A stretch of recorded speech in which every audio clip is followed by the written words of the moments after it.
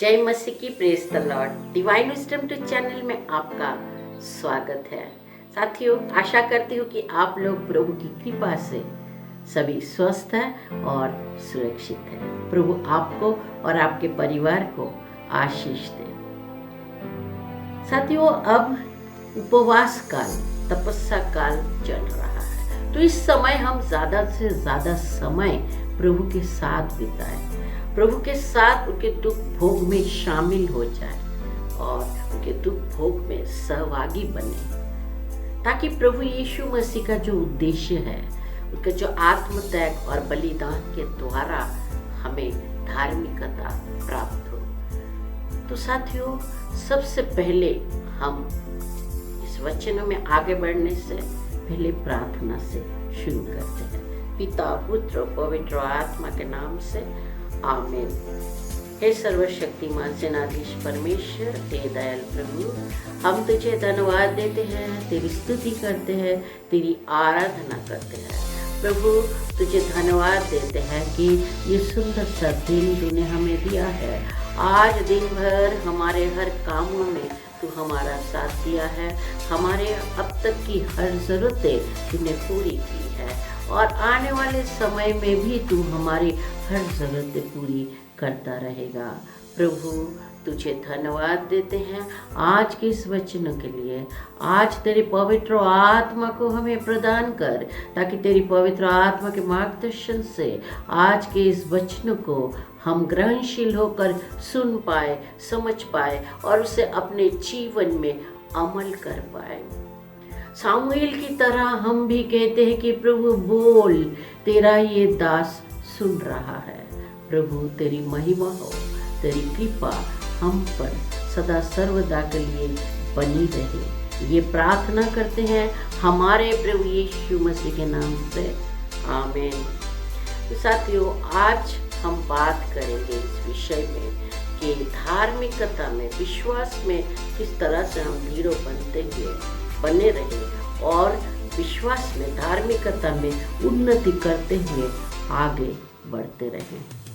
क्योंकि विश्वास जो है वो क्रिया में प्रकट होता है। जब तक हम कोई एक्शन नहीं लेते, तब तक विश्वास का कोई महत्व नहीं है। विश्वास तो परमेश्वर की आज्ञा पालन में ही पूरा होता है। अब देखिए, इस विषय में साधु पौल हमें कुछ बताते हैं। जो उनकी आज्ञाओं का पालन करते हैं, प्रभु यीशु मसीह उनके लिए मुक्ति के स्रोत बन गए हैं। तो जो परमेश्वर की आज्ञाओं का पालन करता है, प्रभु के आज्ञाओं का पालन करता है, उनके लिए प्रभु यीशु के जो उन्होंने आत्मत्याग और बलिदान दिया है, तो उनके लिए मुक्ति का स्रोत बन गए हैं। स्रोत मतलब जो हमेशा के लिए उनकी कृपा, आशीर्वाद बरसता रहता है, चाहे वो कोई भी हो, चाहे वो कोई भी हो, उनकी खतना हो या ना हो। तो साथियों, पहले लोगों की खतना हुआ करता था, मगर जब से हम प्रभु यीशु मसीह को ग्रहण किया है, तो हमें पिता और पिता, पुत्र और पवित्र आत्मा के नाम से बपतिस्मा दिया गया है। तो यहाँ पर प्रभु यीशु मसीह स्वयं एक बात स्पष्ट कहा है। वो कहते हैं कि जो मेरे विपक्ष में नहीं है, जो मेरे विपक्ष में नहीं है, वो मेरे पक्ष में है। यानी जो मेरे पिता का आज्ञाओं का पालन करता है, कोई मुझे देखे या ना देखे, मुझे जाने या ना जाने, फिर भी मुझ पर विश्वास करता है, तो वो धार्मिक है, वो विश्वासी है। प्रेज द लॉर्ड, आमीन। तो संत पौल हम देखते हैं हिब्रू यानी इब्रानियों के नाम साधु पौल का पत्र 5 अध्याय 11 से 14 पद में वो क्या बताते हैं। साधु पौल बताते हैं कि इस संबंध में हमें बहुत कुछ कहना है। इस संबंध में यानी धार्मिकता के विषय में, परमेश्वर की शिक्षाओं के विषय में मुझे बहुत कुछ कहना है, पर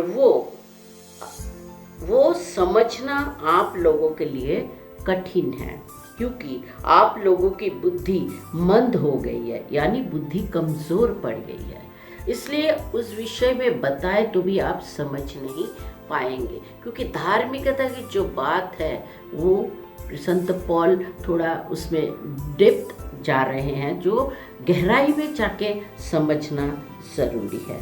फिर वो क्या बताते हैं 12 पद में, वो कहते हैं कि इस समय तक तो आप लोगों को शिक्षक बन जाना चाहिए था, यानी अब तक तो आप लोगों को परमेश्वर की जो ईश्वरीय दिव्य ज्ञान है उससे आप परिपूर्ण हो जाना चाहिए था आपको, और आपके जीवन के द्वारा लोगों को प्रभावित करना चाहिए था, उन्हें प्रेरणा देना चाहिए था और ईश्वरीय दिव्य ज्ञान उन्हें प्रदान करना चाहिए था। अगर अब ऐसा लगता है कि आप लोगों को ही सीखने की ज़रूरत है, वो क्या बताते हैं, किंतु ये आवश्यक हो गया कि आप लोगों को दोबारा ईश्वर की वाणी का प्रारंभिक ज्ञान दिलाया जाए। आमीन। यानी फिर से प्रारंभ से, शुरुआत से शुरू करना चाहिए, ऐसा लग रहा है। यानी आप लोग ABCD से सीखना शुरू करना चाहिए। फिर संत पॉल क्या बताते हैं, आप लोगों को ठोस भोजन की नहीं बल्कि दूध की आवश्यकता है। जो दूध से निर्वाह करता है वह बच्चा है और धार्मिकता की शिक्षा समझने में असमर्थ है, जबकि वयस्क लोग ठोस भोजन करते हैं। वे अनुभवी हैं और उनकी बुद्धि भला बुरा पहचानने में सामर्थ है। आमीन। छोटे बच्चे को दूध पिलाया जाता है, उन्हें ठोस भोजन नहीं दिया जाता, यानी बड़े जो खाते हैं वो नहीं दिया जाता। और चिकन, मटन, बिरयानी ये सब तो बिल्कुल ही नहीं दिया जाता है, क्योंकि अगर इन्हें ये दिया जाए तो वो इसे डाइजेस्ट नहीं कर पाएगा, हजम नहीं कर पाएगा। ठीक उसी तरह जो धार्मिक रूप से, आत्मिक रूप से कमजोर है, बच्चा है, तो वो भी न्याय नीति और रिस्पॉन्सिबिलिटी, धार्मिकता, ये सब बातें कैसे समझेंगे? अगर जो वयस्क है, यानी जो आत्मिक रूप से परिपक्व हो गए हैं, जो अनुभवी है, वे समझ सकते हैं, वे धार्मिकता को समझ सकते हैं, वे जो न्याय अन्याय, अच्छा बुरा, इसे परखने की क्षमता उनपर होती है, वे समझ सकते हैं। यहाँ पर संत पॉल स्पष्ट बता रहे हैं, 1 कोरिन्थियों 2:6 में वो कहते हैं, हम उन लोगों के बीच प्रज्ञा की बातें करते हैं जो परिपक्व हो गए हैं। ये प्रज्ञा ना तो संसार की है और ना इस संसार की अधिपतियों की। संसार की अधिपति यानी संसार में जो राज कर रहे हैं, संसार को ही जो सब कुछ समझ कर बैठे हैं, संसार को ही वो सब कुछ मान बैठा है और यही वो राज कर रहा है, संसार के सब कुछ अपने अधीन में करना चाहता है। तो वैसे समझ लेकर या संसार के जो नियम है उससे भी ये जाना नहीं जा सकता, क्योंकि संसार का जो नियम है वो इंसानों ने ही बनाया है और संसार के दृष्टिकोण से ये समझना मुश्किल है। यहाँ पर 1 कोरिन्थियों 2:14 में साधु पौल बताते हैं, संसारी लोग ईश्वर की आत्मा की शिक्षा स्वीकार नहीं करता, वो उसे मूर्खता मानता है और उसे समझने में असमर्थ है, क्योंकि आत्मा की सहायता से उस शिक्षा की परख हो सकती है। यानी पवित्र आत्मा के द्वारा ही उसकी परख हो सकती है। पवित्र आत्मा की सहायता से हम उस शिक्षा को परख सकते हैं जो परमेश्वर हमें देते हैं। और फिर यहाँ पर साधु पौल क्या बताते हैं कि रोमियो के नाम 1:19 में साधु पौल बताते हैं, ईश्वर का ज्ञान उन लोगों को स्पष्ट रूप से मिल गया है क्योंकि ईश्वर ने उन पर उसे प्रकट कर दिया है। आमीन, प्रेज द लॉर्ड। तो ईश्वरीय ज्ञान उन लोगों को स्पष्ट रूप से मिला है जो ईश्वर ने उन पर प्रकट किया है। यानी ईश्वर हम पर वो ज्ञान, वो वो दिव्य शक्ति प्रकट करते हैं। तो साथियों, आप प्रार्थना करें, आप पवित्र आत्मा से उस शक्ति को प्राप्त करें, पवित्र आत्मा से प्रार्थना करें, ताकि पवित्र आत्मा आपको वो समझने के लिए शक्ति दे, ताकि आप ईश्वर के जो महिमामय रहस्य है, जो सत्य है, वो आप जान पाए, समझ पाए। तो इसके लिए आपको 3 काम करना है। पहला है कि प्रार्थना करना, बाइबल पढ़ना और प्रार्थना करना। और जो तीसरे महत्वपूर्ण काम है, जिसे हम हमेशा नज़रअंदाज करते हैं, जिस पर हम ध्यान ही नहीं देते हैं, वो है कि हर दिन हमारे जीवन में, हर घटना, हर परिस्थिति, हर सिचुएशन में हमें उस शिक्षा को परखना है। और ये परख पवित्र आत्मा से ही हो सकता है, पवित्र आत्मा के द्वारा ही संभव है। तो उसे परखना है कि मेरे जीवन में जो कुछ भी हो रहा है, उसके द्वारा मैं आत्मिक रूप से कितना उन्नति कर पाया, कितना आगे बढ़ पाया। तो इसे परखना, इसे जांच करना है साथियों, चिंतन मनन करना है अपने ऊपर। तो ये क्या होता है, तब हम समझ पाएंगे कि हम विश्वास में कितना दृढ़ है, हम आत्मिक रूप से कितना उन्नति कर पाए हैं, धार्मिकता को कितना हम प्राप्त कर पाए हैं। यहाँ पर हम देखते हैं कि अक्सर कई बार लोग अपने आप को धार्मिक समझते हैं। उदाहरण के तौर पर इसे समझे कि लोग अपने आप को धार्मिक समझते हैं, मगर गलतियों पर गलतियाँ करते रहते हैं। गलतियाँ करना तो इंसान का स्वभाव है, इंसान से ही गलतियाँ होता है, ये दिक्कत नहीं है। मगर दिक्कत वहाँ है कि उस गलतियों का एहसास नहीं होता। वो गलतियों का एहसास करना और माफ़ी मांगना ये उनसे नहीं होता, क्योंकि बीच में अहंकार आ जाता है कि मैं धार्मिक हूँ, मुझसे कोई गलतियाँ हो ही नहीं सकती, और माफ़ी मैं किससे मांगूँ, क्यों मांगूँ, मैं झुकेगा नहीं। ये डायलॉग्स फिल्मों में अच्छी लगती है, मगर हकीकत में नहीं, और आत्मिक जीवन में तो बिल्कुल ही नहीं। क्योंकि जो झुकता है, परमेश्वर की कृपा और आशीर्वाद उन पर बरसता है। पानी का भी धर्म है कि वो हमेशा झुके हुए तरफ ही बहने लगता है। प्रभु यीशु मसीह का संजीवन जल, लिविंग वाटर भी उन लोगों पर बहता है जो झुकते हैं, जो झुका हुआ है। और जब प्रभु मसीह के जो संजीवन जल की धारा उन पर बहने लगता है, तो वो और भी झुकते हैं, उन्हें और भी आशीर्वाद कृपा प्राप्त होता है, उन्हें धार्मिकता प्राप्त होती है, और वे आत्मिक रूप से परिपक्व होते हैं। तो झुकना जरूरी है। अक्सर हमने देखा है कि कहीं पर भी, किसी संस्था में हो, किसी कार्य क्षेत्र में हो, किसी चर्च में हो, या किसी मंदिर में भी हो, लोग इंसान के सामने नहीं झुकते। भगवान के सामने तो झुकते हैं, माथा टेकते हैं, मगर इंसान के सामने नहीं झुकते। और साथियों, प्रभु यीशु मसीह ने कहा कि तुम एक दूसरे का पैर धो, जैसे मैंने तुम्हारा पैर धोया है, उसी तरह तुम भी एक दूसरे का पैर धो। और पैर धोने के लिए हमें झुकना ही पड़ता है, और जब तक हम नहीं झुकते तो परमेश्वर की कृपा और आशीष हम पर नहीं बरसता।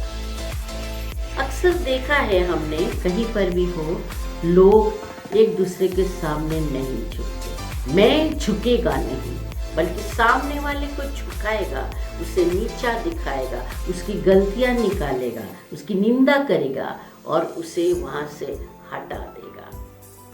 आपने कभी सोचा है कि लोग ऐसा क्यों करते हैं? क्योंकि वो सामने वाले से डरा हुआ है, कहीं वो मुझसे बड़ा ना हो जाए। अच्छा, आपने देखा छोटे बच्चे को अगर उसके सामने दो एक समान लकीरें खींची जाए और उसे कहा जाए कि आपके लकीरों को बिना हाथ लगाए बड़ा करना है, तो वो क्या करेगा? सामने वाली लकीरें को आधा मिटा देगा ताकि उसकी लकीरें बड़ा दिखें। तो ऐसा करके क्या वाकई वो लकीर बड़ा हो जाता है? नहीं। तो इसी तरह से छोटे बच्चे की तरह हम भी सोचते हैं कि ईश्वर की नजरों में अगर भले ही वो इंसान बड़ा हो जाए, उसे पद मिले, प्रतिष्ठा मिले, मान मिले, सम्मान मिले, जो भी मिले संसार में मिले, मगर ईश्वर की नजरों में वो तो और भी छोटा बन गया, ईश्वर की नजरों में बड़ा नहीं। तो ये जो संसार में ये लोग जो अपना स्थान बना लेते हैं, ये तो हमेशा के लिए नहीं रहता, एक दिन ना एक दिन उसे जाना ही पड़ता है, वहाँ छोड़ के जाना ही पड़ता है। फिर लोग उन्हें कैसे दृष्टिकोण से देखते हैं, कैसे नजरों से देखते हैं, मगर जो धार्मिकता है वो हमेशा हमेशा के लिए बने रहते हैं। आप इस बात को प्रभु यीशु मसीह के जीवन के साथ जुड़ के देख सकते हैं, उसे रिलेट कर सकते हैं कि प्रभु यीशु मसीह को लोगों ने कितना सताया, कितना निंदा किया, शास्त्री, फरीसी, पंडित, पुरोहित उन्हें नीचा दिखाया, और तो राजा के सामने भी दोनों हाथ बंधे सिर झुकाए वो खड़े थे।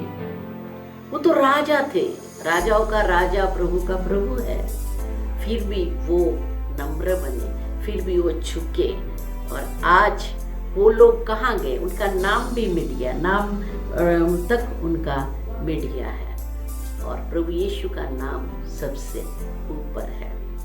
तो धार्मिकता जो है वो हमेशा हमेशा के लिए बनी रहती है। तो हमें हर दिन इसके लिए जो करना है वो है प्रार्थना करना, वचनों का अध्ययन करना, उस पर चिंतन मनन करना, और जो हमने सीखा है, जो परमेश्वर की आज्ञाएं है, उसे हमें उस शिक्षा को परखना है, हर दिन अपने जीवन में उसे परख कर देखना है कि हम आत्मिक रूप से कितना उन्नति कर पाए हैं, कितना आगे बढ़ पाए हैं। वरना जिंदगी भर हमें छोटे बच्चे की तरह दूध ही पीना पड़ेगा, कभी ठोस भोजन नहीं कर पाएंगे, और ना ही परमेश्वर की उस महिमामय रहस्य को जान पाएंगे जो जानना हमें है, जो ईश्वर चाहता है कि हम उसे जाने, जिसके लिए प्रभु यीशु मसीह आत्मत्याग और बलिदान दे, ताकि हम उस धार्मिकता को प्राप्त करें। तो साथियों, आप हमेशा प्रार्थना करते रहिए।